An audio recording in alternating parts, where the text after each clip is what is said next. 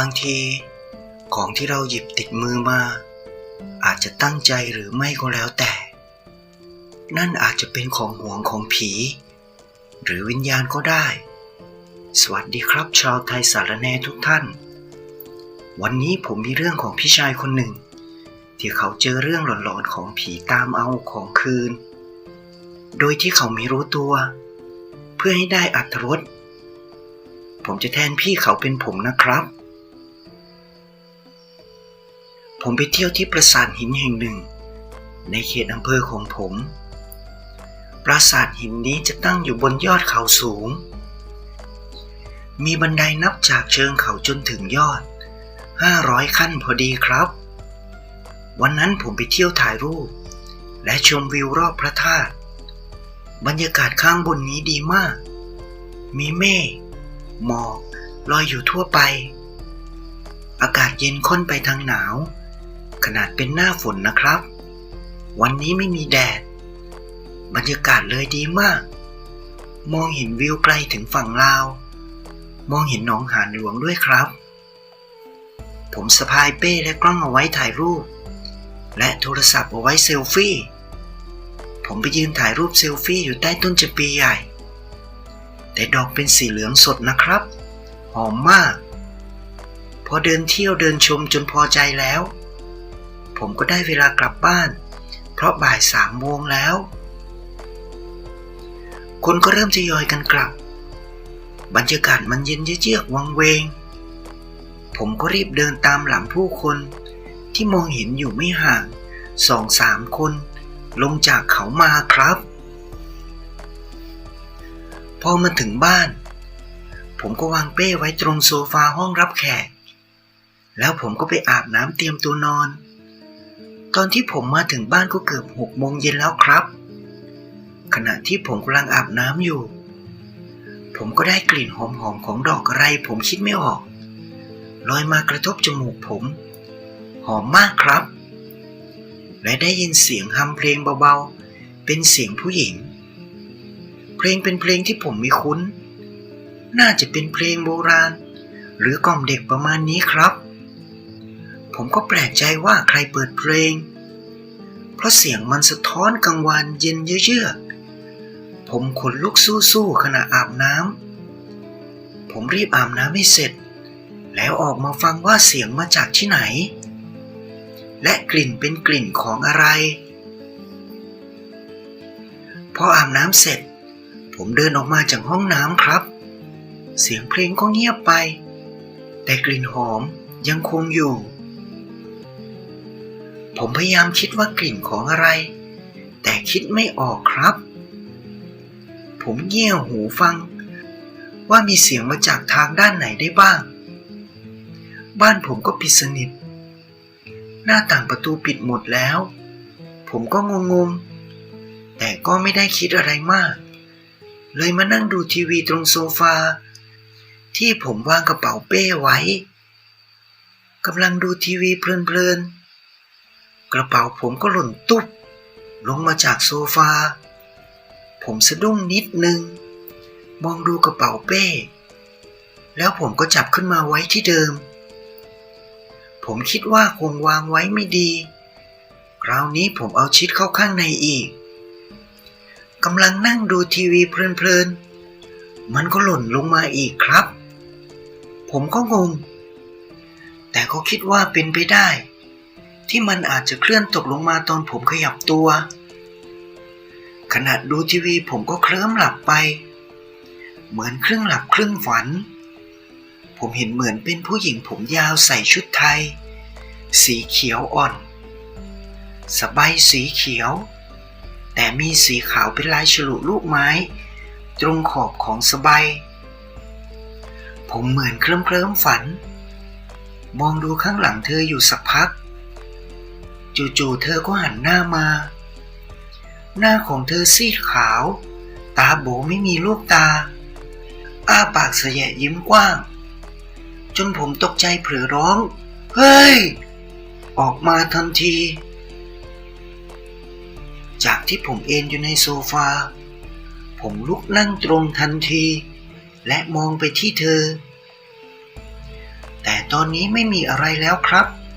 มีแต่กระเป๋าเป้ของผมวางล้มตะแคงอยู่ผมเริ่มหลอนๆว่ามันคืออะไรแต่ก็คิดว่าฝันแต่ทำไมฝันมันน่ากลัวไปนะกลิ่นดอกไม้ป่าแปลกๆนั้นยังคงได้กลิ่นอยู่นะครับไม่ได้จางหายไปไหนเลยผมเลยปิดทีวีเตรียมตัวเข้านอนผมนอนหลับนานแค่ไหนก็ไม่รู้ได้ผมสะดุ้งตื่นเพราะได้ยินเสียงคนเดินและเหมือนว่าจะเดินอยู่ตรงห้องรับแขกและมีเสียงเพลงโบราณแปลกๆแว่วเข้ามาให้ผมได้ยินผมเดินไปที่ประตูห้องนอนเงี่ยหูฟังใกล้ๆประตูผมก็ได้ยินเสียงเดินและเสียงเพลงชัดเจนเลยครับผมเริ่มสับสนว่าจะทำยังไงผมคิดแผนการว่าผมจะค่อยๆเปิดประตูออกมาเบาๆและจะเอามือไปเปิดสวิตช์ไฟที่อยู่ไม่ไกลจากประตูห้องนอนของผมทำตามนั้นและเมื่อผมโผล่หน้าพ้นประตูห้องนอนของผมออกมาผมก็มองเห็นเป็นเงาของผู้หญิงและเมื่อผมจ้องมองดีๆจากแสงไฟที่สาดเข้ามาทางหน้าต่าง2 บานที่เป็นกระจกทางหน้าบ้านก็พอทำให้ผมมองเห็นอะไรได้ชัดขึ้นผมเห็นผู้หญิงใส่ชุดไทยครับกำลังก้มลงค้นที่เป้หลังของผมใจผมเต้นแรงเพราะผมคิดว่าผู้หญิงคนนี้เป็นใครเข้ามาบ้านผมได้ยังไงและกลิ่นดอกไม้ป่าที่ผมคุ้นเคยแต่คิดไม่ออกว่าเป็นดอกอะไรก็ยังคงหอมหวนอบอวลไปทั่วเลยครับผมค่อยๆเอื้อมมือไปกดสวิตช์ไฟความรู้สึกของผมเหมือนมันอยู่ไกลมากพอผมกดสวิตช์ไฟได้สิ่งที่ผมเห็นก็ยิ่งทำให้ผมประหลาดใจมากขึ้นเพราะมันคือความว่างเปล่าครับผมมองซ้ายมองขวาก็ไม่มีอะไรผมยืนคิดทบทวนว่าสิ่งที่เกิดขึ้นผมเห็นจริงหรือเปล่าผมคิดไม่ตกและสับสนผมเริ่มกลัวๆและหลอนๆกับสิ่งที่เกิดขึ้นครับผมเลยตัดสินใจเข้านอนและไม่ว่าอะไรจะเกิดขึ้นผมก็จะไม่เปิดประตูออกมาดูแน่นอนครับผมมาสะดุ้งตื่นอีกทีคราวนี้หัวใจจะวาย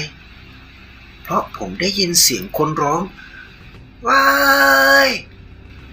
ดังๆและวิ่งมาเคาะที่ประตูห้องของผมพอผมฟังดีๆมันเป็นเสียงของพี่ชายของผมเองครับผมรีบเปิดประตูเขาก็รีบเดินเบียดผมเข้ามาข้างในจนผมแทบล้มเขาบอกให้ผมรีบปิดประตูจนได้สักพักเขาเริ่มมีสติสตังค์มากขึ้นเขาเลยเล่าให้ผมฟังว่าเขากลับมาจากบ้านเพื่อนถึงบ้านก็เปิดประตูเข้ามาพอปิดประตูจะเดินไปที่ห้องนอนของเขาก็ได้ยินเสียงเพลงโบราณประหลาดแบบไม่เคยได้ยินมาก่อนพร้อมกับกลิ่นหอมของดอกไม้อะไรก็ไม่รู้หอมอบอวลไปหมดหอมมากและมองเห็นผู้หญิงใส่ชุดไทยสีเขียวสบายลูกไม้สีขาวผมยาวสยายและเห็นเธอกำลังค้นที่เป้ของผมอยู่พี่เขาเลยถามไปว่าทำอะไรผู้หญิงคนนั้นหันหน้ามาแสยะยิ้มตาแดงก่ำเหมือนกำลังโกรธและที่แน่ๆพี่เขาบอกว่า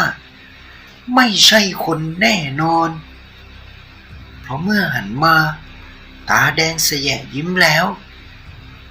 ก็หายวับไปทันที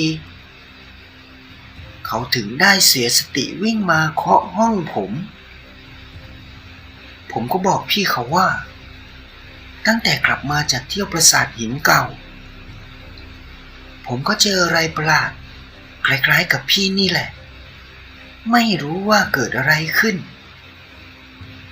คืนนี้พี่ชายผมบอกขอนอนด้วยเตียงผมกว้างพอสมควรเลยนอนกันได้สบาย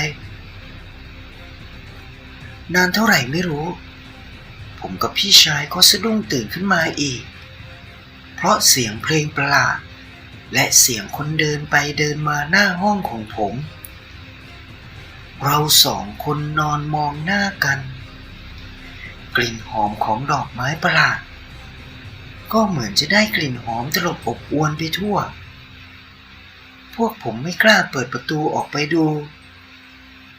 เรื่องไม่จบแค่นั้นครับจู่ๆประตูห้องผมก็เปิดออกพวกผมตกใจลุกขึ้นนั่งทันทีบัดดลก็มีลมพัดเข้ามาอย่างแรงจนพวกผมเอามือป้องหน้าก้มหน้าลงพอเงยหน้าขึ้นพวกผมก็ร้องเอ้ยเกือบพร้อมกันใจหล่นไปไหนก็ไม่รู้พวกผมเห็นผู้หญิงใส่ชุดไทยสีเขียวสบายสีเขียวมีลูกไม้เป็นสีขาว